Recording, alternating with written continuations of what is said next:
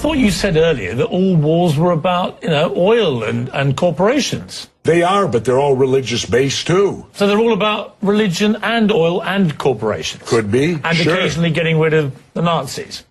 Yeah. So my point is, well, that wars can be over many things. The Nazis was religious too. Look what they did to the Jews. So that brought religion in. Vietnam was religious because Diem, our puppet president, and our country brought 100 Christian Vietnamese down to the south to be the government. Well, the southern Vietnamese didn't like these religious characters from up north, so they then became the Viet Cong.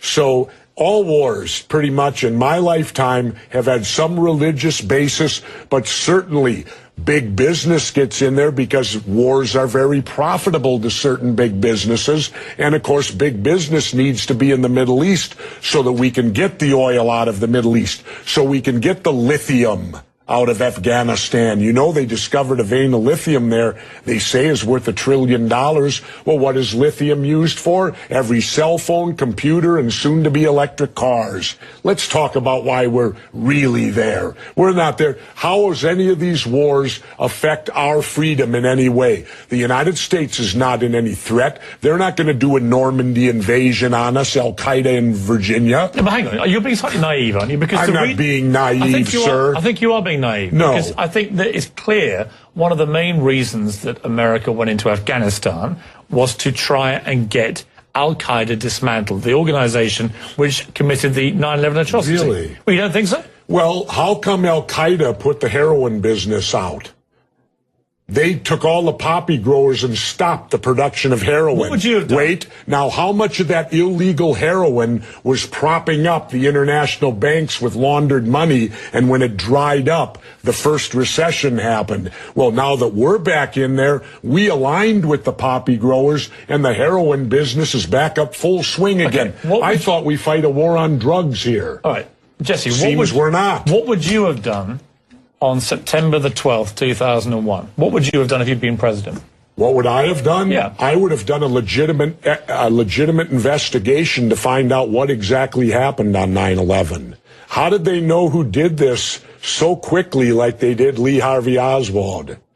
How quick they knew Lee Harvey Oswald killed Kennedy. Because the people who did it were identified and we knew who they were. Well, then why couldn't we have stopped them beforehand if they were identified and we knew who they were? It was a failure of intelligence. Everyone's accepted No, it that. wasn't. We knew before with Condoleezza Rice's memo on August 6th when it stated right in the memo, bin Laden to steal planes and run them into buildings. And more stuff is coming out now also, how much the Bush administration ignored the intelligence. It was almost like they ignored it because they wanted it to happen. Oh, come off it, Jesse. No, not oh, come off it. Wait a minute. Every war fought starts with a false flag operation. You can't, in all seriousness, sit there and try and make out anybody. Okay, let me ask you this, Piers. Wait a minute. Let me ask you something. How much studying have you actually done of 9/11 other than what the government's told you and what mainstream media has told you? I've been studying it 4 years. I was editor of a national newspaper. I've talked to people. Wait a minute. Depth every day for 5-6 months. Really? So I know a lot about it. Well, one thing I do know is, let me ask you this then. You cannot say that any member of the Bush administration knew it was going to happen or wanted it to happen. It's a ridiculous thing to say. Ridiculous. Okay, let's talk about your BBC.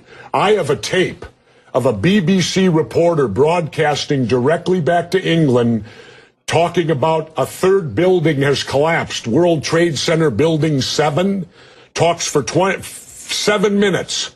All the while she's talking, World Trade Center Building 7 is still standing right behind her. It didn't fall for another half hour. Yet they were doing a pre-broadcast back to England that, yes, it's true, you need to that this building fell and it hadn't fallen yet. If you're trying to make out the British Broadcasting Company, one of the most respected news organisations in the world, was inventing huge buildings falling over, you need to have a break, Jesse. We'll come back after the break. Fairly heated debate about various theories that you have about 9/11 and so on. Let's move on to... and the government only has a theory.